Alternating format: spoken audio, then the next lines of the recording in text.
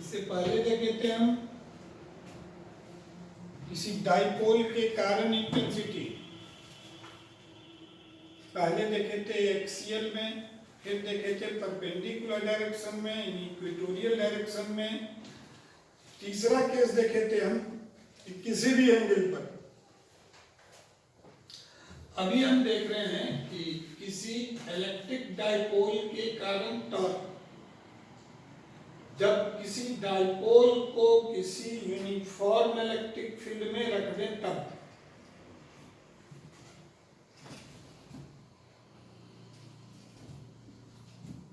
देखिए ये uniform electric field है,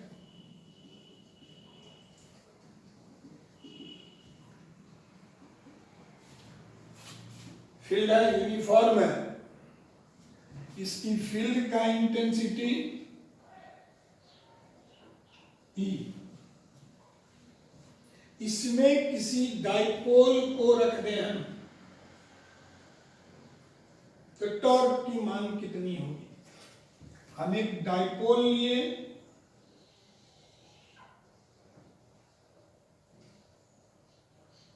A B,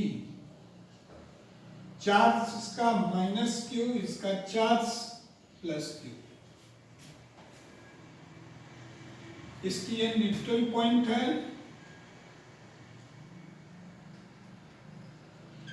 O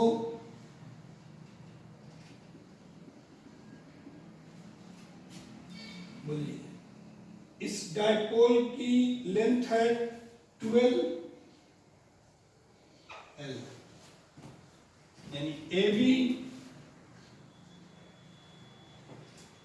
electric dipole है,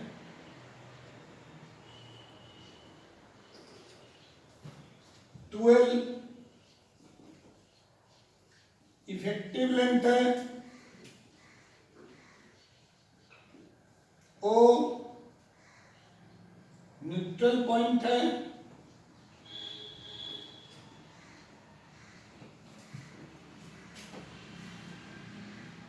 ई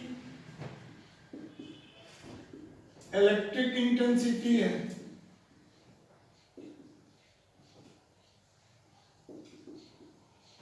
इंटेंसिटी ई है इलेक्ट्रिक इंटेंसिटी। अब इसके कारण हमको टॉर्क चाहिए, तो बोलिए नीचे का फोर्स, इसका डायरेक्शन इनवर्ड होगी QE, ऊपर का फोर्स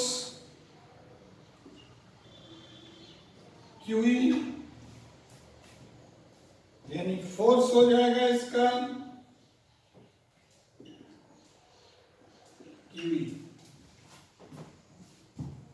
अब बोलिए जो ही इसको फील्ड में रखेंगे डाइपोल घूमना शुरू करेगा, रोटेशन करेगा। अब इसकी टॉर्क कितनी होगी, क्या निकालना है हमको कि टॉर्क, बोलिए ए से और बी से परपेंडिकुलर डाल दीजिए AM, यानी AM एंड BM परपेंडिकुलर है ऑन M। बोलिए इसकी यह L है, यह एंगल कितने एंगल पर है, theta,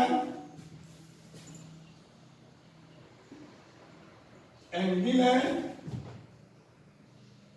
with direction of electric field,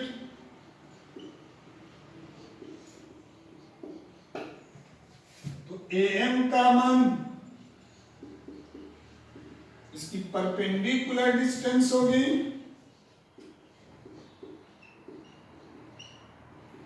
और यह मान 12 sin थीटा। अब क्या निकाल देना है, बोलिए हमको टॉर्क,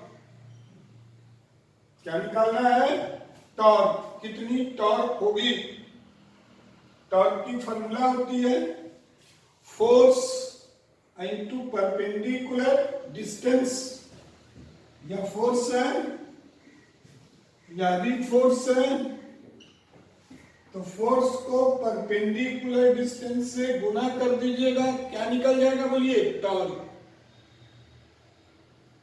तो निकाल दो टॉर्क का, इसको देख लिए ठीक से। टॉर्क का मान होगा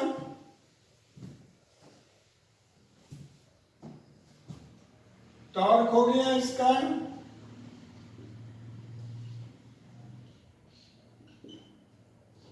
फोर्स इनटू परपेंडिकुलर डिस्टेंस।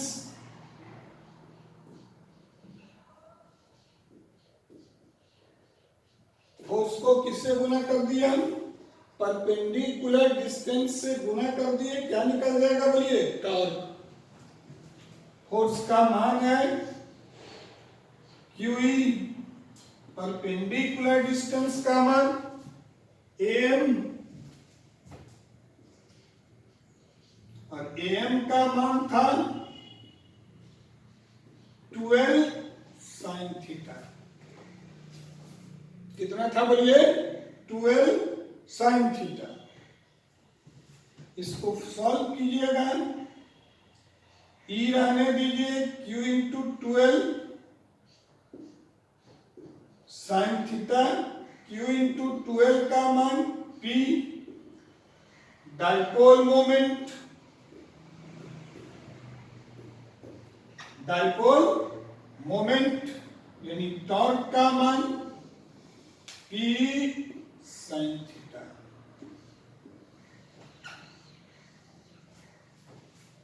किसी भी डाइपोल के कारण इसी यूनिफॉर्म इलेक्ट्रिक फील्ड में टॉर्क का मान P sin थीटा। अब कंडीशन लीजिए, पहला कंडीशन लीजिए,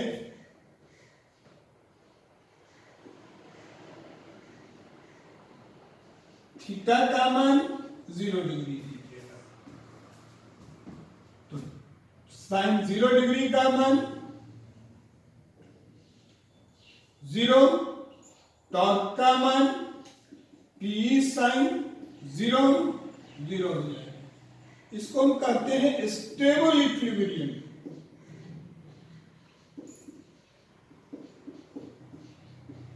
कौन सा इक्विलिब्रियम है बोलिए? स्टेबल इक्विलिब्रियम है, यानी थीटा जब 0 डिग्री पर रहेगा तो डाइपोल किस में आ जाएगा बोलिए? स्टेबल इक्विलिब्रियम में आ जाएगा। कंडीशन तो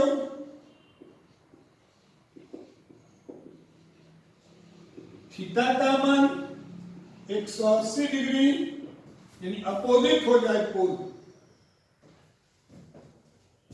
poles in opposite, बोलिए साइन 180 डिग्री का मान भी 0, टॉर्क का मान P sin 180 डिग्री या भी मान 0, या हो गया अनस्टेबल इक्विलिब्रियम। इसका अर्थ यह हुआ कि डाइपोल घूम के अपनी पोजीशन पर आ गया। तीसरा कंडीशन है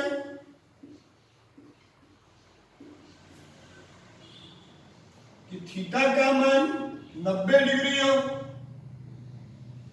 बोलिए साइन 90 डिग्री का मान 1, यानी टॉर्क का मान P sin 90 डिग्री और यह मान P के बराबर यानी मैक्सिमम टॉर्क होगा, यानी 0 डिग्री पर और 180 डिग्री पर टॉर्क की मान 0 होगी, 90 डिग्री पर टॉर्क की मान मैक्सिमम होगी। ये कब होगी? जब किसी डाइपोल को किसी यूनिफॉर्म इलेक्ट्रिक फील्ड में रख दें। इसका जस्ट दूसरा केस है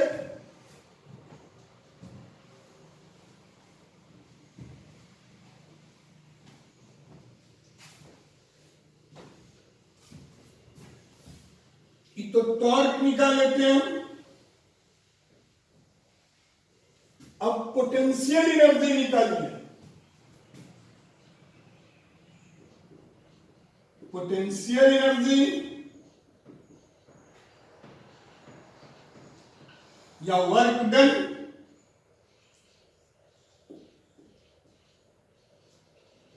due to dipole in uniform electric field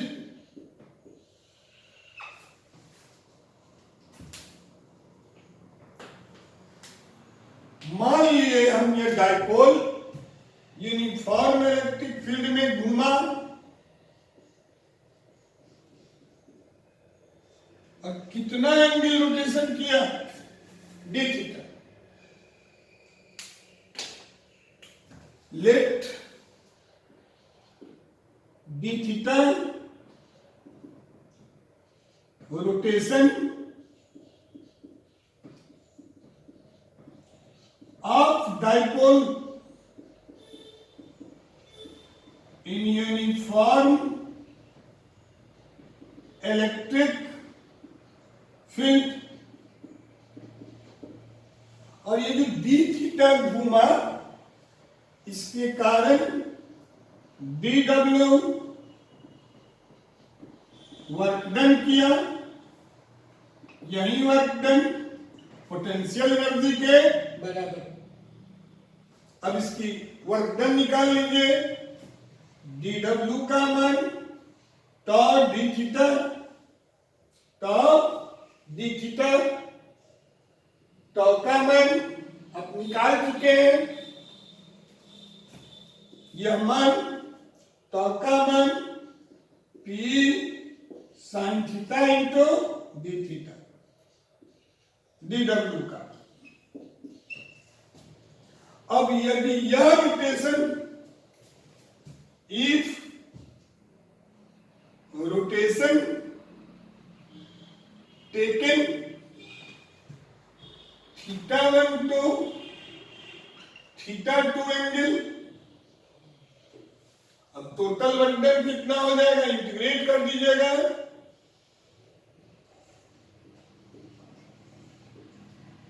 integration integration θ1 θ2 P sin theta d theta. देख लीजिए कहीं दिक्कत हो। हम डी थीटा के कारण वर्क डन निकाल लिए dw। अब टोटल निकालने के लिए हम इसको इंटीग्रेट करेंगे।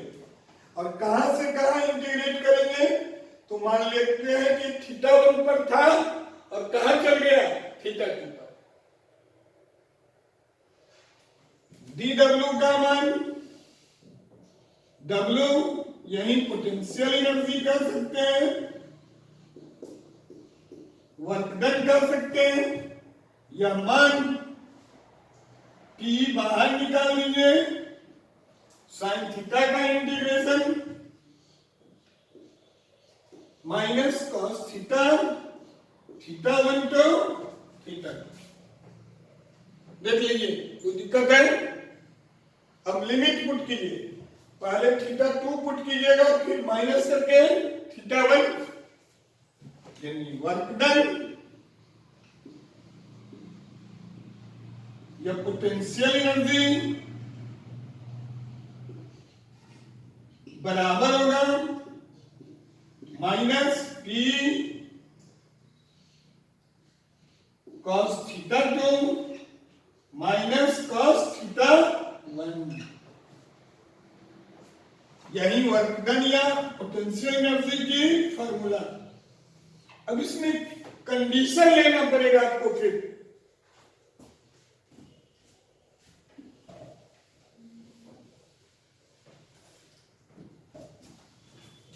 यानी वर्क डन जब पोटेंशियल एनर्जी का मान माइनस पी थीटा वन। अब कंडीशन लीजिए, पहला इफ थीटा वन 0 डिग्री और थीटा टू का मान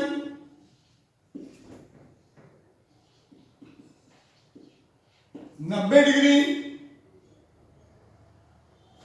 थीटा वन का मान 0 डिग्री ले लिए, थीटा टू 90 डिग्री घूम गया, तो बोलिए W का मान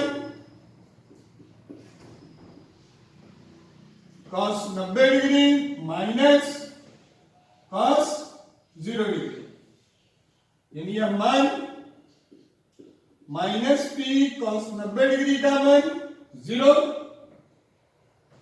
cos 0 डिग्री का मान, यानी यह मान P। अब यह मैक्सिमम वर्क डन है,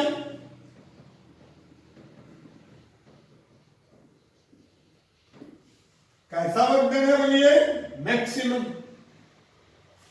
पहला कंडीशन लिए, जो वर्क डन की मान कितना हो गया बोलिए, मैक्सिमम। दूसरा कंडीशन लीजिए,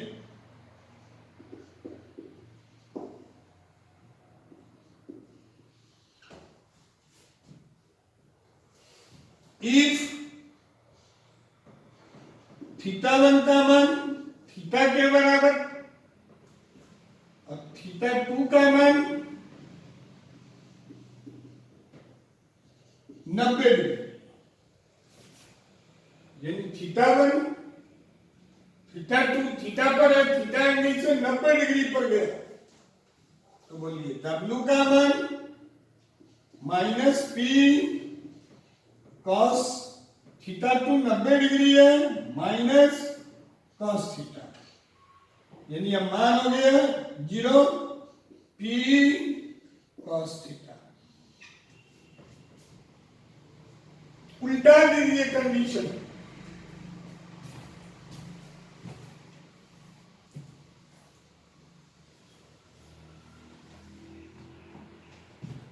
तीसरा कंडीशन लीजिए,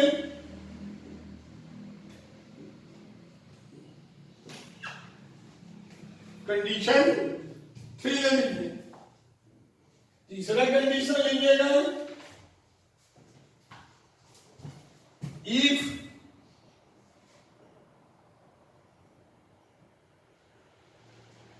थीटा वन 90 डिग्री का हो जाए और थीटा टू का मान 0 डिग्री। फॉर्मूला ले लीजिए, फिर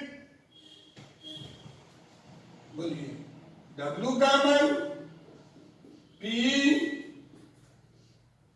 cos 0 degree cos 90 degree, cos 90 degree 0, cos 0 degree का मान 1, W का मान minus P 1 minus 0 minus P, यह भी मान मैक्सिमम है। चौथा कंडीशन लीजिए,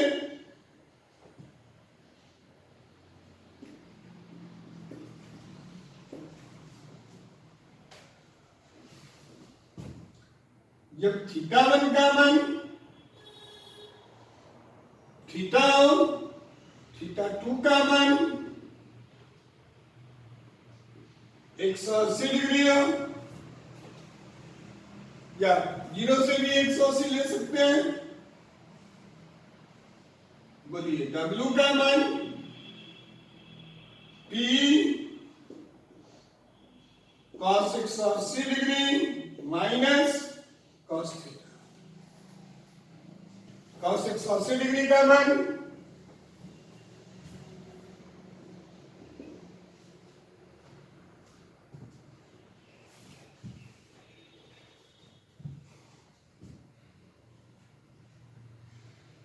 माइनस P के बराबर -1 माइनस cos थीटा।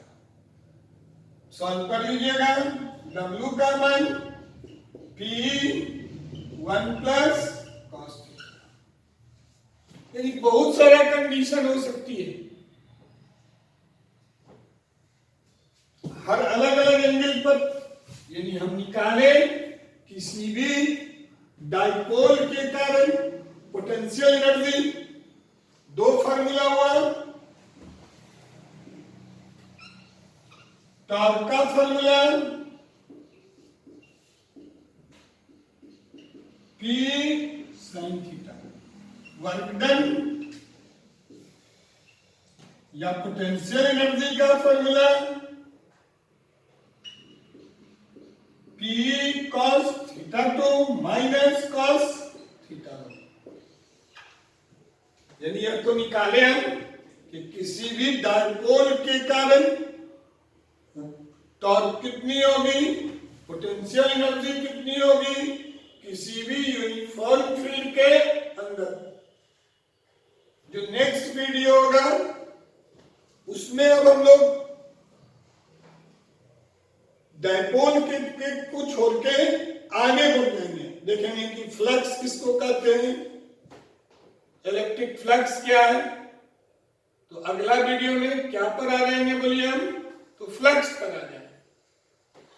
तुम लोगों को कोई भी प्रॉब्लम हो तो हमारे व्हाट्सएप नंबर पर भेजो, फिर समझाएंगे। व्हाट्सएप नंबर है